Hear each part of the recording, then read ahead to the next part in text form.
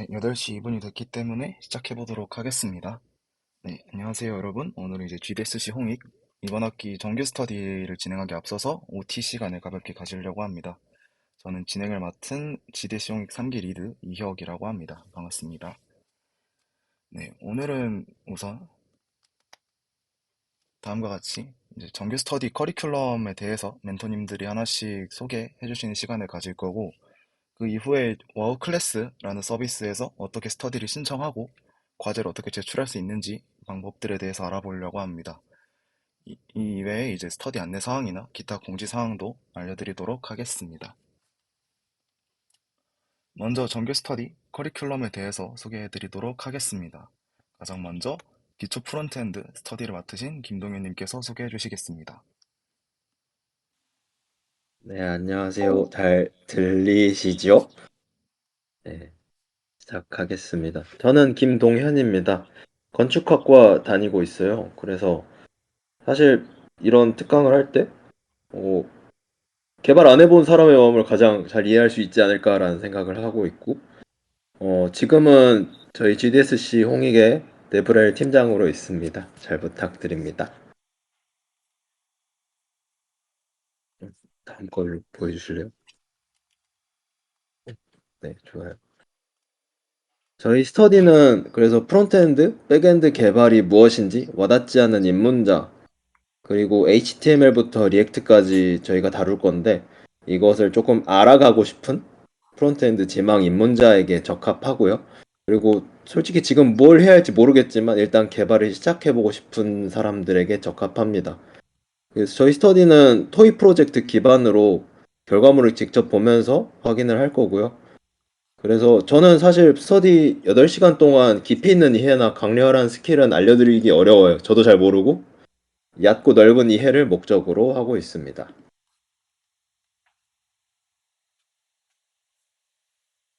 저희는 1주차부터 2주차까지 HTML이랑 CSS를 다루면서 자기소개 페이지를 하나 만들어 볼 거고요. 그리고 3, 4주차 때는 자바스크립트를 사용을 해서 화면을 실제로 조작해보고 그리고 서버가 보내준 데이터를 API로 받아보면서 투두 리스트를 만들어 보는 걸 할 거예요. 그리고 5주차부터 7주차까지는 리액트를 본격적으로 다룰 건데 앞에서 다뤘던 자기소개 페이지나 카운터 앱, 투두 리스트를 리액트화 시키는 작업을 할 거고요. 그리고 마지막 8주차 때는 사실 기술적인 거는 잘 알려드릴 게 없고 지금까지 했던 공부를 되돌아보고 앞으로 뭘 하면 좋을지에 대한 개인적인 제 생각을 소개하는 시간을 가지면서 스터디를 마무리하겠습니다. 네, 스터디는 일단은 전 코드 에디터를 VS 코드를 사용을 할 거고요. 파란색입니다. 보라색 비주얼 스튜디오 아니고 비주얼 스튜디오 코드라는 점 꼭 확인을 해주세요. 다른 에디터도 사용해도 무방하지만 에디터로 인한 고민은 같이 하기 좀 쉽지 않다는 점 공지 먼저 드립니다. 그리고 저희 강의의 필수 사항은 아무래도 프로그래밍 언어를 기본적인 문법은 해봤다라는 가정하에 하고요. 어떤 언어라도 좋으니까 변수를 선언할 줄 안다. 반복문과 조건문을 사용해봤다. 함수를 선언하고 사용해봤다.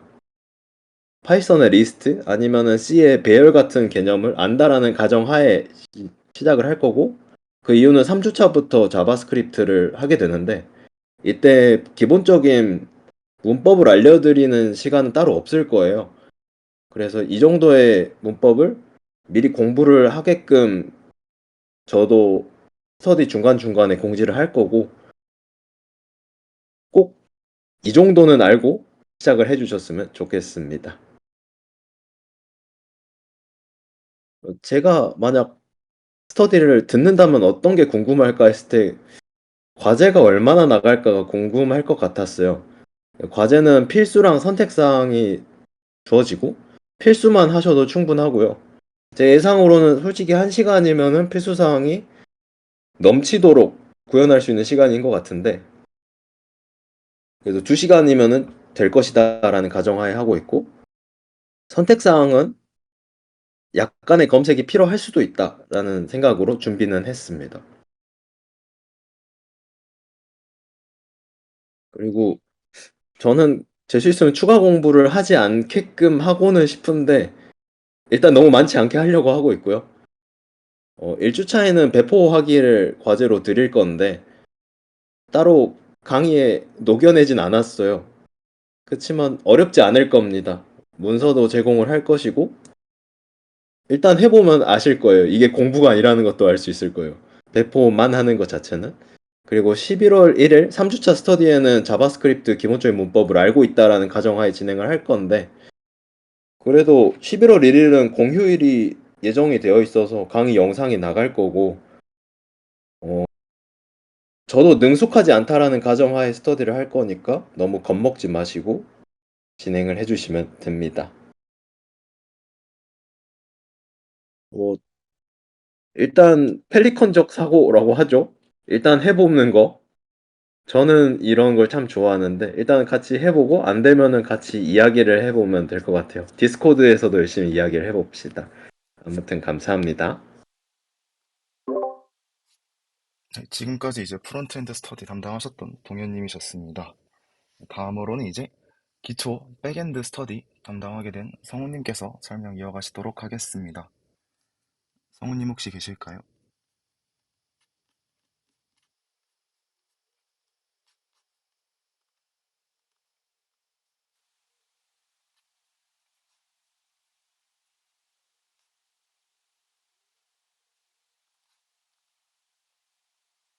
성우님 올라와서 혹시 설명 가능하실까요?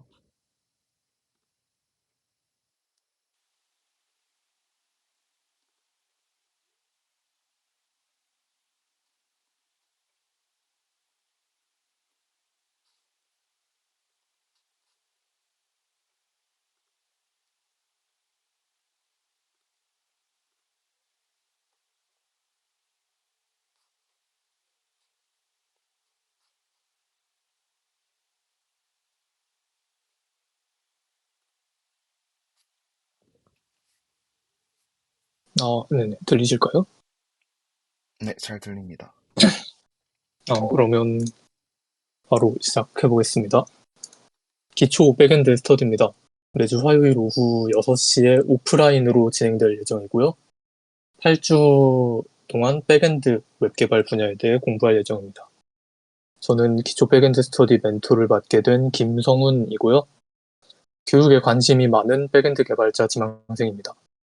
지금까지 백엔드 공부를 독학으로 혼자 진행해 왔으며 기존에도 교육에 관심이 많아서 다양한 멘토링 경험을 바탕으로 이번 학기 기초 백엔드 스터디를 주관하게 됐습니다. 저는 아까 말씀드렸다시피 독학으로 백엔드에 대해서 공부하면서 힘들고 어려웠던 내용들이 참 많았는데요. 이런 내용들을 쉽고 자세하게 배울 수 있도록 스터디를 준비해 봤습니다. 다음 넘겨주세요. 저희는 기초 백엔드 스터디에서 파이썬 기반 웹 프레임워크인 장고를 이용해서 백엔드에 대한 기초 지식을 배워볼 예정입니다. 아무래도 기초 스터디인 만큼 깊고 어려운 내용보다는 좀 얕고 쉬운 내용들을 배울 예정이며 이를 통해서 웹 개발에 대한 적성과 흥미를 찾고 나중에 백엔드가 내 분야다라는 생각이 들면 스스로 학습해 볼 수 있는 토대와 방향을 제공해 보는 게 이번 스터디의 목적입니다. 그래서 이번 스터디에선 파이썬을 기반으로 뭔가 눈에 보이는 결과물을 만들어 보고 싶다 혹은 웹 개발, 특히 백엔드에 대해서 한번 공부해 보고 경험을 한번 해보고 싶다 하시는 분들에게 추천합니다. 커리큘럼은 다음과 같습니다. 저희 1주차에는 OT를 통해서 한 번 더 이 부분에 대해서 소개를 해드릴 건데요. 여기서 짚고 갈 부분은 추석 연휴와 4, 5주차 사이의 중간고사 기간, 그리고 멘토 오프라인 미드업 시간에는 휴강을 할 예정이고요. 3주차는 화요일이 국군의 날 공휴일과 겹치게 돼서 온라인으로 영상을 제공할 예정입니다.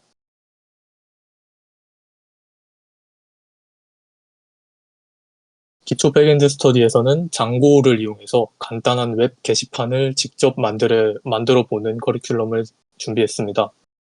수업 시간에는 장고에 관한 이론, 그리고 백엔드 기초에 대한 이론과 그걸 장고 파이썬 코드로 구현하는 방법에 대해 설명한 후 10분에서 20분 정도 남는 시간에 실습을 직접 진행해 볼 예정입니다. 그리고 실습 시간에 다 하지 못한 구현 내용이 과제로 나갈 예정입니다. 수업 중간에 HTML, CSS 같은 웹 개발 기초 혹은 프론트엔드에 관한 내용이 조금 나오긴 하지만 아주 얕게만 짚고 갈 예정이고 이 부분에 대해서 배경 지식이 없어도 충분히 들을 수 있도록 준비했습니다.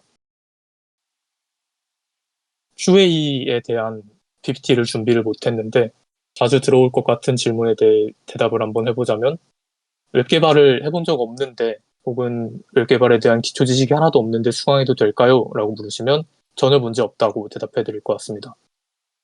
저희 기초 백엔드 스터디에선 파이썬만 알고 계시면 전혀 문제될 게 없습니다. 그럼 파이썬은 얼마나 잘 알아야 되나요? 라고 하시면 컴퓨터공학 개론을 수강했다 정도면 될 것 같습니다. 파이썬의 반복문, 조건문, 혹은 리스트, 딕셔너리 같은 자료형, 그리고 함수, 클래스와 상속 정도의 개념만 알고 계시면 충분할 것 같습니다. 과제의 양은 얼마나 나오나요? 라고 궁금하실 분들이 계실 텐데 일단 수업 시간에 제 수업이 끝나고 남는 시간에 실습을 해볼 예정입니다. 실습했을 코드는 수업 시간에 전부 제공을 해드리며 양이 그리 많지 않을 거기 때문에 따라치는 시간만 생각하면 10분에서 20분 정도면 끝날 거라고 생각을 합니다. 그런데 실습이 당연히 잘 되지 않는 경우도 있을 거고 혼자 더 공부를 하면서 해보고 싶다라고 하셔도 일주일에 1시간은 넘지 않을 것으로 예상을 하고 있습니다. 네, 기초 백엔드 스터디는 여기까지 하겠습니다. 네, 감사합니다. 지금까지 기초 백엔드 스터디 멘토였던 성우님이셨고요. 다음으로 초급 백엔드 스터디를 담당하신 권천님께서 설명 이어가시겠습니다. 네, 여보세요. 잘 들리시나요, 목소리? 네, 잘 들립니다. 아, 네, 감사합니다. 그러면은 바로 해보겠습니다. 저는 초급 스터디, 백엔드 스터디를 맡게 된 권찬이라고 하고요. 컴퓨터공학과 3학년 다니고 있습니다. 네, 넘겨주세요. 제가 맡게 된 초급 백엔드 스터디에서는 이제 아마 읽어보신 분들은 다 아시겠지만 스프링 프레임워크를 사용해서 백엔드를 만드는 방법을, 백엔드 개발을 하는 방법을 다루려고 합니다. 근데 사실 스프링이라고 하는 프레임워크 자체가 저도 사실 공부한 지가 이렇게 오래되지는 않았지만 정말 공부를 하면 할수록 공부할 게 너무 많은 분야라서 8주 안에 이 모든 것들을 배우기는 어렵다 보니 최대한 프로젝트 하나를 정해놓고 그거를 이 프로젝트를 8주 동안 차근차근 완성해 나가면서 아, 백엔드 개발은 이렇게 하는 거구나. 그리고 스프링 프레임워크를 사용해서 백엔드를 개발할 때는 한 과정을 거쳐서 개발을 하는구나라는 것들을 조금 이해할 수 있도록 스터디를 구성하려고 합니다. 그리고 스프링 프레임워크가 갖고 있는 그런 특징들이 있고 그 다음에 스프링 프레임워크가 자바로 진행되는데 자바랑 그다음에 데이터베이스를 연결해주는 JPA라고 하는 도구가 있어요. 그런 그 도구들의 개념을 간단하게 설명한 다음에 직접 프로젝트를 만들어 보면서 이런 개념들이 실제로 이 기술에 어떻게 녹아 들어가 있고 개발을 할 때 어떻게 적용하는지 프로젝트를 통해 공부하는 것을 목표로 두고 있습니다. 네, 넘겨주세요. 그래서 방금 말씀드린 것처럼 이론적인 내용을 다루기는 다루는데 정말 프로젝트를 하는 과정에서 꼭 필요한 기본적인 내용들을 위주로 다루고요. 프로젝트를 만들면서 이 이론적인 내용들이 어떻게 사용되는지 이해하는 방향으로 한번 구성해 보았습니다. 네, 다음으로 넘겨주세요.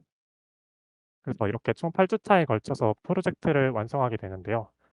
1주차에는 프로젝트를 진행하진 않고 기본적으로 이 웹이라고 하는 생태계가 어떻게 동작을 하는지 그리고 그 웹이라고 하는 생태계 안에서 프론트엔드와 백엔드는 어떤 역할을 수행하고 있는지 그런 것들을 먼저 한번 공부를 해보려고 합니다. 그리고 이제 프론트랑 백엔드가 소통을 할 때 HTTP라고 하는 규칙을 통해서 서로 소통을 하게 되는데 이 규칙을 전혀 모르고 개발을 하기에는 좀 여러 가지 제약 사항들이 따르는 부분들이 있어서 이런 기본적인 내용들을 한번 짚어보는 과정을 1주차에 거치고 2주차에는 스프링이라고 하는 프레임워크의 제일 중요한 특징 중에 이제 스프링 빔과 컨테이너라는 개념이 있는데 이 개념에 대한 이론적인 부분을 2주차에 다루고 3주차부터 8주차까지는 실제 그 개념들을 통해서 개발하는 과정을 거칠 것 같습니다. 네, 넘겨주세요. 그래서 8주 동안 어떤 걸 만들까 하다가 보통 이제 우리가 간단한 프로젝트를 한번 만들어 본다라고 토익 프로젝트를 한다고 하면은 투두리스트를 많이 만들잖아요. 그래서 백엔드에서도 그런 것들 한번 해보면 좋겠다 싶어서 투두리스트에 조금 확장된 버전인 푸드메이트라고 하는 서비스가 있습니다. 그 서비스의 API 서버를 한번 클론 코딩 해보려고 하고요. 스터디를 할 때는 그 클론 코딩하는 그 모든 부분들을 다 하기보다는 스터디에서 배운 내용들이 어떻게 이 프로젝트에 적용될 수 있는지 그 푸드메이트 API 서버의 일부 기능을 스터디를 진행하면서 같이 만들어 보고 스터디에서 만들지 못한 부분들은 과제로 이제 고민하면서 조연해 보실 수 있도록 한번 구성해 봤습니다. 네, 넘겨 주세요. 그래서 스터디 과제 계획은 다음과 같습니다. 그래서 아마 그 전전 슬라이드인 스터디 진행 계획이랑 비교를 해 보시면 거의 차이가 없을 거예요. 그래서 스터디에서 배운 내용을 그대로 이제 과제로 옮겨서 진행해 주시면은 된다고 이해해 주시면 좋을 것 같습니다. 네, 넘겨 주세요.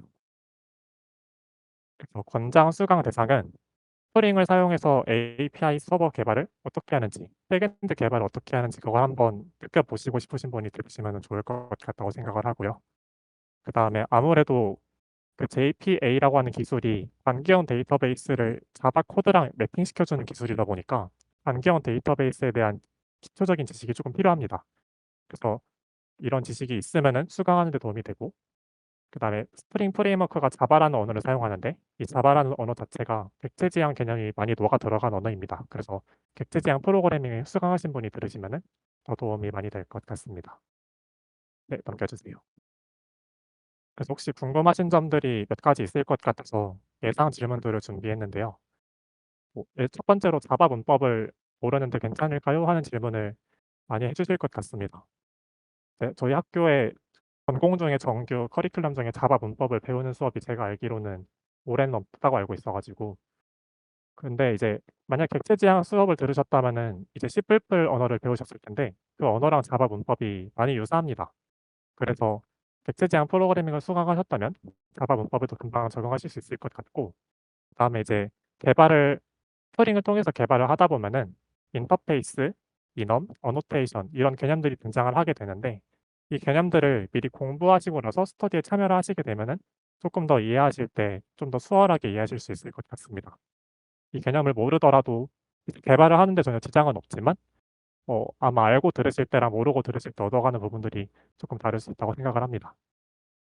다음 예상 질문은 이제 만약에 객체 지향 수강을 하지 않았을 때 아니면은 그런 분들 중에서는 이제 1 학년 분들이 계실 것 같아서 "1 학년이 들어도 괜찮을까요?" 하는 질문을 주실 수 있을 것 같은데 파이썬 제가 알기로는 컴퓨터 공학개론 수업에서도 객체 지향 개념을 쪼끔 다루는 걸로 알고 있어요. 그 정도 개념만 있어도 충분하다고 생각을 하는데 다만 이제 자바 문법이 C 언어 문법이랑 쪼끔 유사한 부분이 많다 보니까 파이썬하고는 쪼끔 다른 부분들이 많아요. 그래서 그런 부분들을 쪼끔 극복하기 위해서는 시간을 쪼끔 더 쓰셔야 될 수도 있다고 생각을 합니다. 그래서 그 부분만 극복하실 수 있으면은 들어도 괜찮다고 생각을 합니다. 네, 넘겨주세요. 네, 마지막으로 아까 JPA라는 기술이 관계형 데이터베이스랑 관련이 있다고 했는데 만약 관계형 데이터베이스랑 SQL에 대해서 잘 모르는데 괜찮을까요? 라는 질문을 주실 수 있을 것 같아요. 근데 이제 관계형 데이터베이스에 대해서 깊이 있는 이해까지는 하지 않아도 괜찮고요. 다만 테이블, 컬럼, 기본키, 외래키 이렇게 PPT에 적어준 이 4가지 적어드린 4가지 개념 같은 경우는 이걸 모르고 들으시면은 아마 따라오시기 많이 힘들 거라고 생각을 해서 이 개념을 미리 공부해 주시기를 권장을 드리고요. 그다음에 SQL 같은 경우는 MySQL 기준으로 이 select, insert, update, delete SQL문을 딱 읽어 봤을 때 '이게 어떤 식으로 동작하는 코드겠구나.'라는 거를 문법을 읽었을 때 이해하실 수 있을 정도면 충분합니다. 그래서 이것도 크게 어렵지 않으니까 미리 공부해 주시기를 권장드립니다. 만약에 공부를 해 보신다면은 그냥 글로 읽어 보는 것보다는 직접 타이핑을 했을 때 쪼끔 더 빠르게 습득을 할 수 있다고 생각을 해서 만약에 타이핑을 직접 해 보신다면 프로그래머스의 SQL 기출 문제를 간단하게 풀어 볼 수 있는 공간이 있습니다. 그래서 거기에서 연습 문제를 풀어 보시면은 쪼끔 더 빠르게 쉽게 공부하실 수 있을 거라고 생각을 합니다. 네, 이것까지가 예상 질문이었고요. 이상으로 초급 백엔드 스터디 OT 마치겠습니다. 감사합니다. 네, 감사합니다. 지금까지 초급 백엔드 스터디 맡아주셨던 권찬님이셨고요. 참고로 관계형 DBSQL에 대해서 개념을 모르시는 분들을 위해서 코어 멤버 측에서 이 개념을 배울 수 있는 수단을 준비하고 있으니까 혹시 수강 계획 있으신 분은 참고하시면 좋을 것 같습니다. 다음으로 기초인공지능 스터디를 맡아주신 전지수님께서 발표 이어가시겠습니다.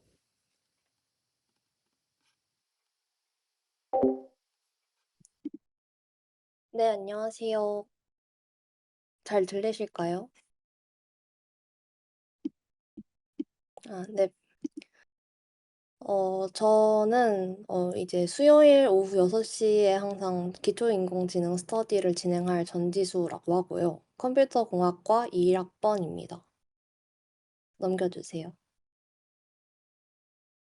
기초인공지능 스터디의 경우 어떤 학생에게 수강을 추천하냐라고 물어보신다면 일단 인공지능에 관심이 있고 연구실 경험이 없고 MLOps 관심이 있지만 ML 딥러닝 기초가 부족한 학생들에게 추천한다고 말씀드리고 싶습니다.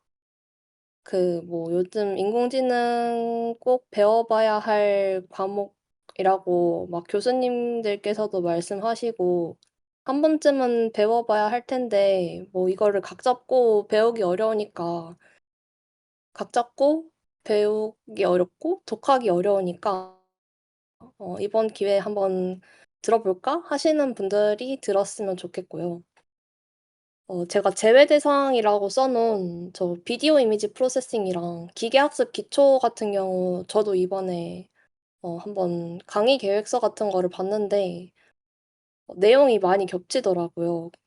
제가 이 강의를 준비하면서 참고했던 강의들이 막 CS231N 같은 건데 이런 거를 지금 2학기 과목으로 듣거나 아니면 들었던 분들은 내용이 겹칠 수 있기 때문에 교수님께 듣는 게 조금 더 나을 것 같아서 이런 분들이 아닌 차라리 1, 2학년들 저학년 분들께 추천드리는 강의입니다. 넘겨주세요. 그래서 인공지능 스터디에서는 뭘 배우냐?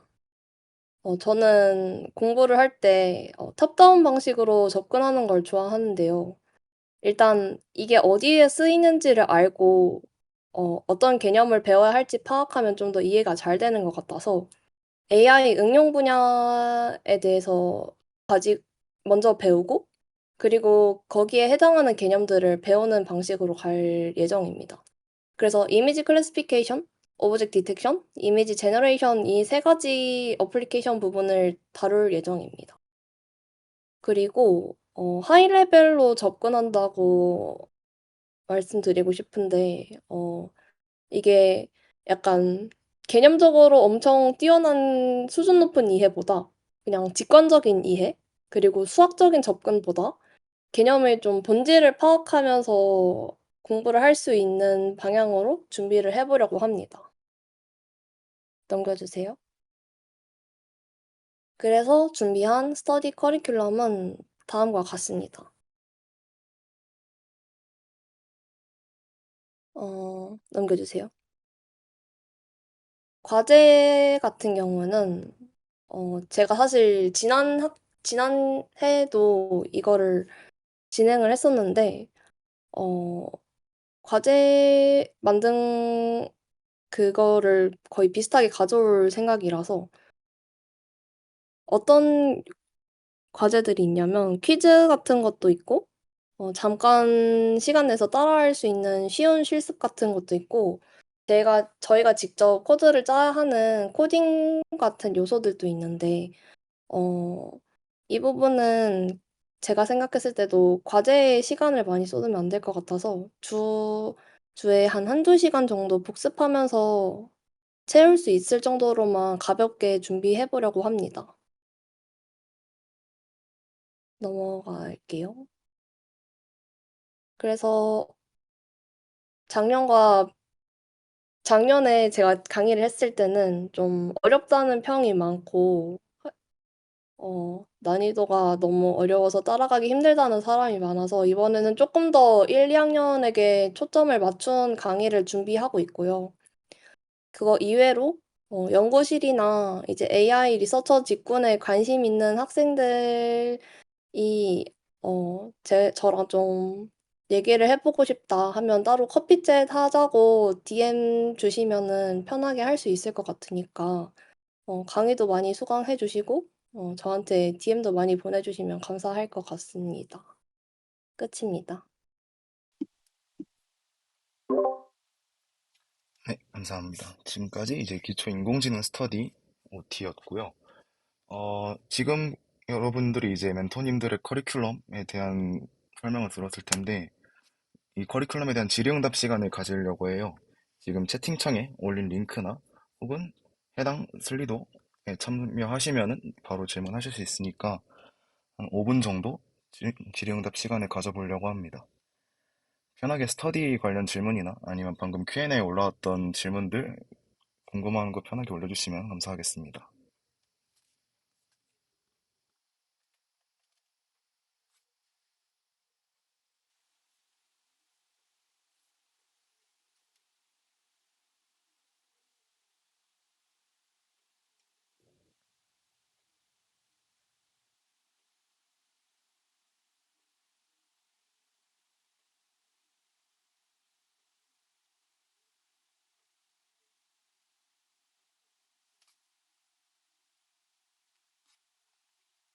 네, 스터디 장소에 관한 건 제가 답변 드리겠습니다.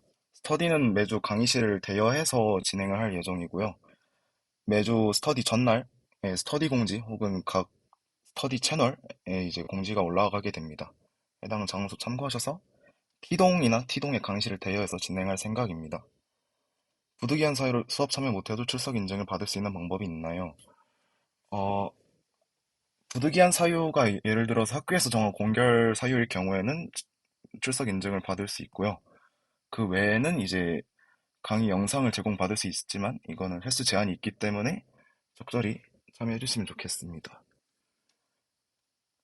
그리고 스터디는 몇 시간 진행되냐는 질문이 있었는데 스터디는 초급 백엔드 스프링으로 진행하는 스터디는 1시간 반 진행하게 되고요. 다른 스터디들은 1시간 내로 마무리됩니다. 두 개는 못 듣나요? 라고 하셨는데 아쉽게도 이번 학기에는 스터디를 하나만 들을 수 있습니다. 하지만 과제 올라오는 거나 아니면은 공지 올라오는 거는 기데스 시용이 노션 페이지나 아니면은 디스코드 공지에서 참고는 할 수 있기 때문에 혹시 공부를 따라하고 싶다 하시면은 이제 스터디를 오프라인으로 참여는 못해도 배우는 데는 도움이 될 수 있을 거라 생각합니다. 스터디 일부 결석 시에도 따라갈 수 있을까요?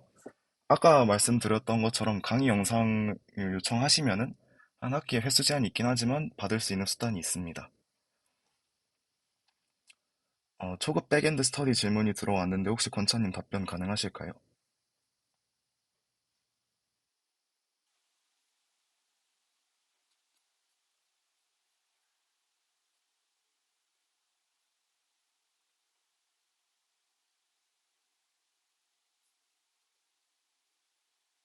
자바 사용할 때 쓰는 아이디는 어떤 걸 권장하는지, 관계형 DB는 어떤 걸 사용할 것인지 여쭤보셨습니다.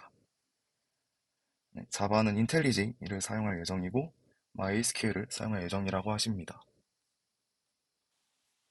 스터디 여러 개 못 듣는 대신 청강 가능한가요? 라고 질문해 주셨는데 아쉽게도 오프라인에서는 출석 체크를 진행하기 때문에 청강이 어렵습니다.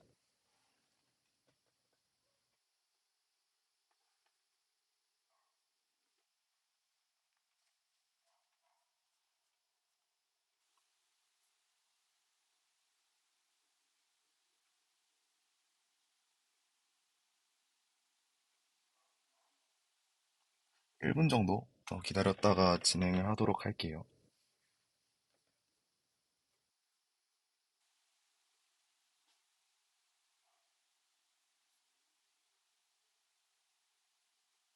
슬리도에 들어가기 귀찮으신 분들은 디스코드에 남겨주셔도 답변해드리도록 하겠습니다.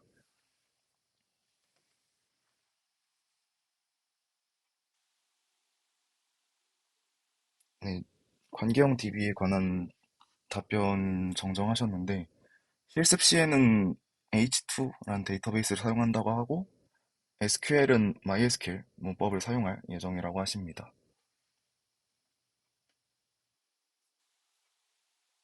네, 여기까지 질문 더 없으면 Q&A는 여기서 마무리하도록 하겠습니다. 추가적인 질문 있으신 분은 GDCC 카카오톡 채널로 문의 주시면 답변해드리도록 하겠습니다. 네, 다음으로는 이제 와우 클래스 서비스를 이용해서 스터디를 어떻게 신청하고 과제를 어떻게 제출하는지 실습과 함께 알아볼 생각입니다. 여러분들이 이제 스터디를 이미 신청하신 분들도 많이 계시겠지만 스터디를 어떻게 신청하는지부터 이번 학기에는 과제를 어떻게 제출해야 되는지 규정에 대한 걸 알아보려고 합니다. 먼저 여러분들이 이제 와우 클래스 서비스에 들어오게 된다면은 이런 화면을 맞이할 수 있을 거예요. 로그인까지 마무리를 한 화면이고요. 여기서 이제 수강 신청에 가서 보이는 스터디를 수강 신청 버튼만 눌러도 바로 수강 신청이 완료가 됩니다. 여러분들이 이제 마주하게 될 화면에서 이제 스터디가 총 4개 있겠죠. 그 4개 중에서 원하시는 거 하나를 고를 수 있고요. 만약에 변경하고 싶다 하시면은 수강 신청 기간 내에서는 자유롭게 취소랑 신청이 가능하기 때문에 혹시 정정 기간 때 이제 1주차 스터디를 들어보고 변경하셔도 괜찮습니다. 이렇게 신청을 하게 되면은 이제 나의 스터디 페이지에서 이제 여러분들이 진행하실 스터디에 관한 내용이 나오게 되는데요. 출석 체크 방법부터 알아보자면은 지금 1주차 출석 체크가 써 있는데 지금 기간이 오늘까지죠. 멘토님께서 이제 당일에 출석 번호 확인하시고 알려주실 텐데 그 내용을 그냥 여기 입력을 하시면 됩니다. 그러면은 출석이 완료가 됩니다. 출석이 완료가 됐고요. 그 다음에 과제를 제출하는 방법에 대해서 알아볼 건데 과제를 제출하는 방법이 지난 학기와 약간 달라진 점이 있기 때문에 자세히 들으시면 좋을 것 같아요. 먼저 과제 제출이랑 레포지토리 URL을 입력해야 돼요. 그래서 GitHub으로 넘어가도록 하겠습니다. 여러분들이 이제 GitHub에 처음 들어오시면 이런 화면일 텐데 레포지토리를 만들어야 되거든요. 이제 우측 사이드바에서 레포지토리 쪽으로 넘어간 다음에 여기서 이제 원하는 이름으로 만드시면 됩니다. 네, 저번 학기와 다른 점은 저번 학기에는 이제 레포지토리 이름을 한정 지었는데 정말 원하는 이름으로 만들어도 상관이 없습니다. 저는 스터디 OT로 한번 만들어 보겠습니다. 여기서 주의하셔야 될 점은 퍼블릭으로 설정을 해주셔야지 확인이 가능하다는 점입니다. 나머지 설정은 안 건드리셔도 상관없습니다. 이렇게 레포지토리를 만들게 되면은 해당 레포지토리 링크를 가져와야 되거든요. 여기 지금 해당 링크를 바로 복사해서 레포지토리를 입력하게 되면은 이제 여러분들은 이 스터디에서 해당 레포지토리를 이용해서 과제를 제출할 수 있게 됐습니다. 이제 그러면은 스터디를 직접 제출을 해야겠죠. 해당 과제를 제출하기 위해서는 이 레포지토리에서 이제 해당 파일을 업로드해야 되는데요. 해당 파일 업로드하는 것도 간단하게 실습으로 알아보겠습니다. 여러분들이 지금 레포지토리에 들어와서 이 해당 링크를 복사한 상태로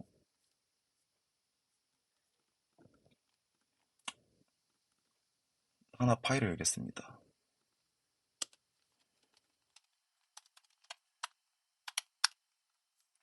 이제 해당 폴더를 만들고 해당 폴더로 비주얼 스튜디오 코드를 열어주시게 되면은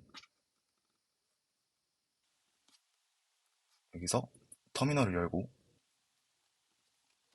git 클론 그리고 방금 링크를 복사하고 띄어쓰기 하고 점까지 입력하게 되면은 해당 레포지토리에 있던 내용을 여기 비주얼 스튜디오 코드로 가져올 수 있게 됐습니다. 이제 여러분들이 이제 폴더를 만들고 직접 과제를 제출해야 되는데 여기 폴더에 이제 각 주차와 그 윌 파일을 입력해야 되거든요. 먼저 1주차 과제이기 때문에 week 1 폴더를 만들고 이 안에 파일을 will.markdown 파일 하나 만들겠습니다. 이 will은 이제 weekly island라는 뜻으로 여러분들이 스터디에서 배웠던 내용을 이제 300자가 넘도록 이제 작성을 해서 제출하게 하면 되는 거예요. 여기서 300자를 한번 입력해 보도록 하겠습니다. 이런 식으로 제출하시면은 페널티가 부여될 수 있기 때문에 실제 스터디에서는 제대로 내용 정리를 해서 제출하시는 게 맞고요. 해당 스터디 과제 같은 경우는 이제 여러분들이 스터디에서 배웠던 내용이나 혹은 추가로 검색해본 내용을 마크다운 문법으로 정리하는 건데 마크다운 문법 같은 경우는 인터넷 조금만 찾아봐도 나오기도 하고 그리 어렵지 않아가지고 바로 따라 하실 수 있을 거라 생각합니다. 이제 여기까지 저장을 하게 되면은 이제 좌측에 이 나뭇가지 모양이 있죠. 여기서 자유롭게 커밋 메시지를 입력해 주시고 커밋 2에